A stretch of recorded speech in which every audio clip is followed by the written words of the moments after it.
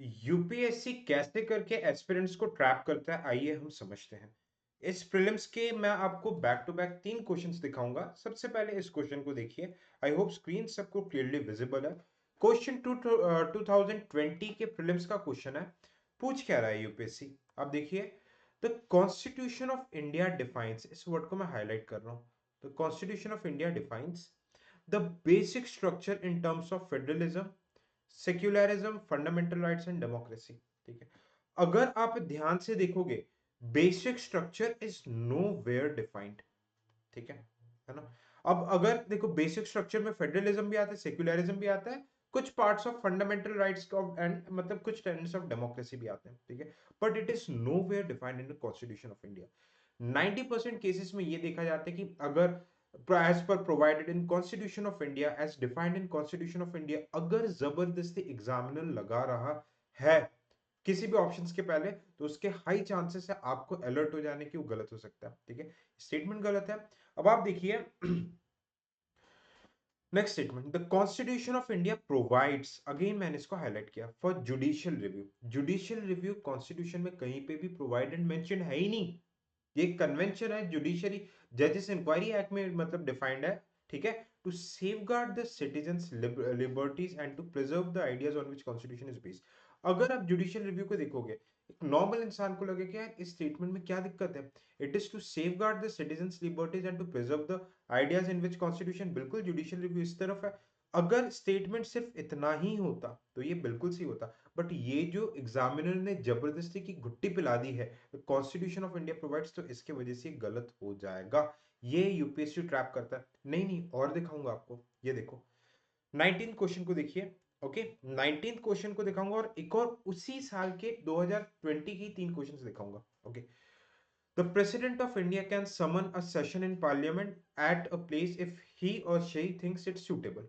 ठीक है, at a place if he और शी थिंक्स फिट। बिल्कुल यार, प्रेसिडेंट की इच्छा, लेट्स से नया पार्लियामेंट बन रहा है, पुराने का रेनोवेशन हो रहा है, कुछ हो रहा है, तो प्रेसिडेंट अपने मन से कहीं पे भी बुला सकता है, इसमें कोई दिक्कत है ही नहीं। बिल्कुल सही बात है, इजंट इट। अब देखो फिर से, the constitution of India provides, जैसे ये वर्ड आएगा आपको अलर्ट मोड पे आ जाना है।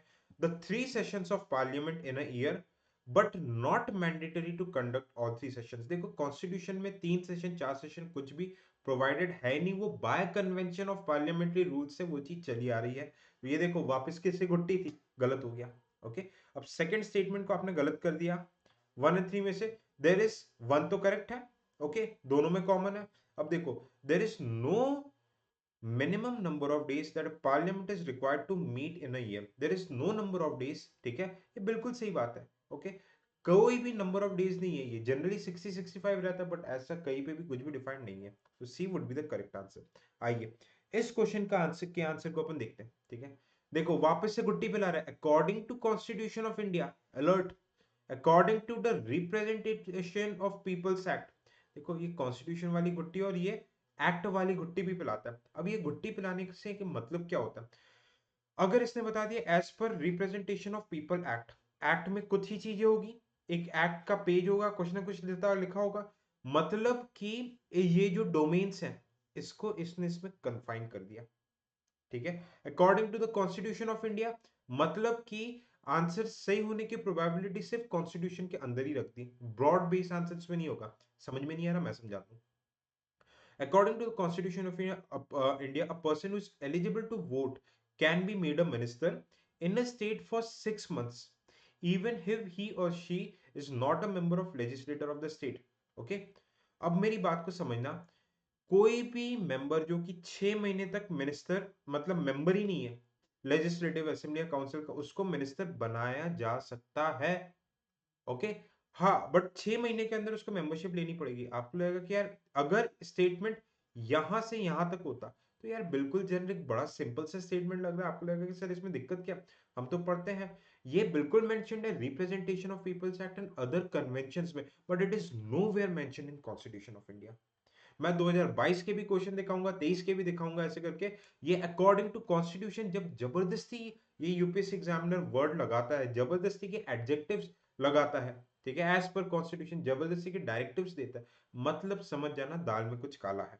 ठीक है, Similarly, according to the Representation of People's Act, a person convicted in criminal offense and sentenced imprisonment, देखो 5 years, ये 5 years दे comes under easily tweakable category. अगर एग्जामिनर लेट्स से कि अगर इसका करेक्ट आंसर 2 है, एग्जामिनर को अगर ये गलत कराना है तो इजीली 5 कर देगा.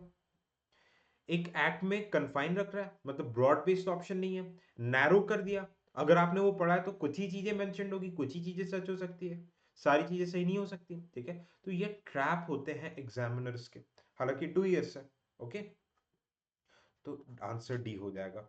अब ये मैंने आपको इस सेशन में समझाया according to the constitution of India. ठीक है, ये एक ऑब्जर्वेशन है. ये नॉट ओनली आप 21, 22, 23, 24 के भी पेपर को देखिए, जब भी एग्जामिनर ऐसा जबरदस्ती के अकॉर्डिंग टू कॉन्स्टिट्यूशन ये ट्रैप फंसाता है, 90% केसेस में गलत होता है. अगर आपको लगता है कि इस टाइप के कुछ अब बिटवीन द लाइंस वाला आइडेंटिफिकेशन मुझे करना चाहिए, ठीक है, सो डू आप बताना आपको सेशन कैसा लगा, कि ऐसे इन बिटवीन द लाइंस आपको आइडेंटिफाई अगर मैं जैसी चीजें करके दे रहा हूं.